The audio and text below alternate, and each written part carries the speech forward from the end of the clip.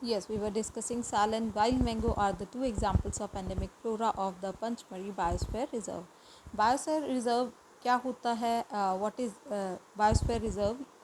We will discuss this in chapter. And साल and wild mango ये two examples हैं endemic flora के. Pachmarhi bio reserve में ये एंडेमिक फ्लोरा है कि जो कि एक particular biosphere Pachmarhi biosphere reserve में है. ठीक है. Andaman Nicobar island contribute at least 220 endemic plants in India. Andaman Nicobar में एटलीस्ट 220 एंडेमिक प्लांट्स हैं. Endemic plants and animals are at a greater risk of becoming extinct. जो एंडेमिक प्लांट्स हैं क्योंकि ये एक पर्टिकुलर रीजन में ही अवेलेबल होते हैं, एक पर्टिकुलर रीजन में ही हैं, तो इनके एक्सटिंक्ट होने का जो रिस्क है it is more than other animals. So they are very vulnerable to disturbances in their local habitats. अगर इनके जो लोकल हैबिटेट्स हैं वो डिस्टर्ब होंगे, वहाँ डिस्टर्बेंस होगी by any means, by natural और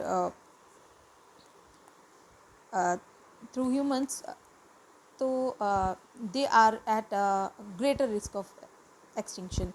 Then activity 2, find out the endemic plants and animals of the region where you live. Endemic plants और animals आपको देखते हैं कि कौन से हैं आपके region में.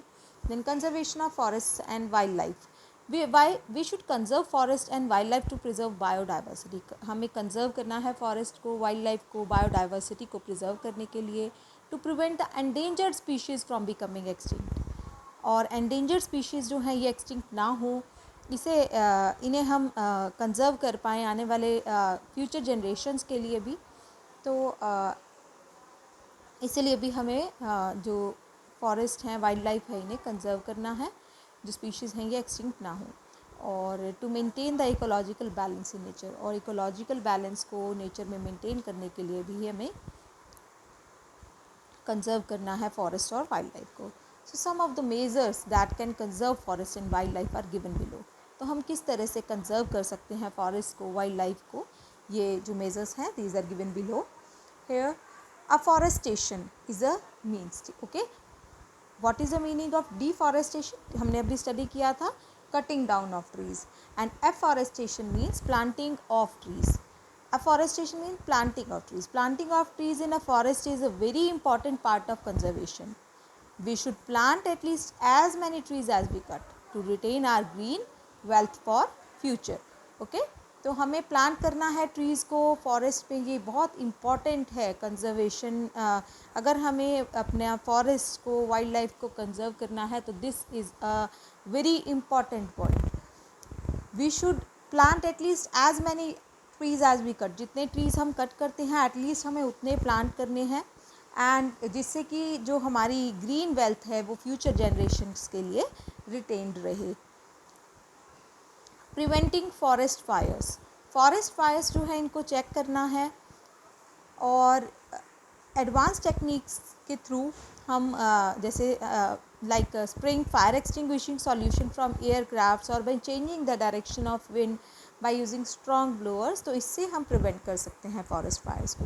Then preventing overgrazing. ओवरग्रेजिंग भी हमने स्टडी किया था. ओवरग्रेजिंग के थ्रू सॉइल इरोजन होता है, तो सॉइल जो है ये लेस फर्टाइल सॉइल जो होती है हमारे अपर हॉरिजोन में, वो आ जाती है ऊपर और वो लेस फर्टाइल होती है. एंड सेकेंड थिंग, जो सॉइल इरोजन है ये ना हो, तो हम और अपने जो वाइल्ड लाइफ है और फॉरेस्ट है हम इन्हें कंजर्व कर सकें, उसके लिए हमें ओवरग्रेजिंग को प्रिवेंट करना है. ओवरग्रेजिंग को हम कंट्रोल कर सकते हैं. जो ग्रेजिंग एनिमल्स हैं वो यंग ट्रीज़ ईट करते हैं, डिस्ट्रॉय कर देते हैं लोअर ब्रांचेस में जो लीव्स होती हैं उनको, और रूट्स और ट्रंक्स को भी इंजर करते हैं. तो हमें प्रिवेंट करना है overgrazing. Then care for environment. It takes 17 full grown trees to make 1 ton of paper. 17 full grown trees need होते हैं 1 टन पेपर बनाने के लिए, and therefore we should save paper. इसलिए हमें पेपर को सेव करना चाहिए. पेपर जो है इसको 5 to 7 टाइम्स रिसाइकिल किया जा सकता है. Which student saves at least 1 sheet of paper in a day. अगर एक स्टूडेंट एक शीट भी डेली सेव करेगा वेस्ट नहीं करना है हमें पेपर, ठीक है। अगर एक स्टूडेंट एक शीट भी सेव करता है तो हम बहुत सारे ट्रीज़ को सेव कर सकते हैं।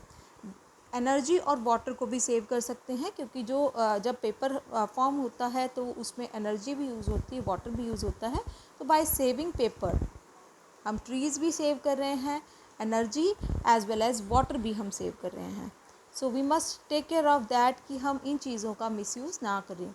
Then white goat paper recycling machine, it is a name of the machine, white goat paper recycling machine. It converts waste paper into toilet paper. ये waste paper को toilet paper में change कर देती है। waste paper जो है ये fed किया जाता है machine के hopper में, and जो machine है it processes waste paper to pulp. ये हॉट वाटर यूज़ करके वेस्ट पेपर को पल्प में चेंज कर देती है, और फिर ये मशीन क्या करती है, फॉरेन पार्टिकल्स, जो बाहर से पार्टिकल्स ऐड ऑन हुए हैं पेपर के साथ, उनको रिमूव कर देती है। देन ड्राई करती है उसको, जो पल्प है, कंप्रेस करती है पल्प को इनटू शीट्स और रोल्स में चेंज कर देती है। तो ये टॉयलेट पेपर इस तरह से इस मशीन के थ्रू फॉर्म होता है।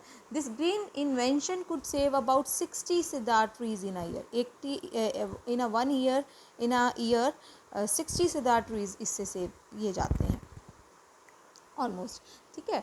तो इट मस्ट बी रिमेंबर कि जो हमारी रिसोर्सेज हैं हमें उन्हें जुडिशियसली यूज़ करना है, and we must reduce the consumption. जितना भी हम कम कर सकते हैं कंजप्शन इन चीज़ों का, उतना हमें कम करना है। So this is all for today. Thank you very much students, have a good day, and on the next turn we will discuss the next topic of this chapter.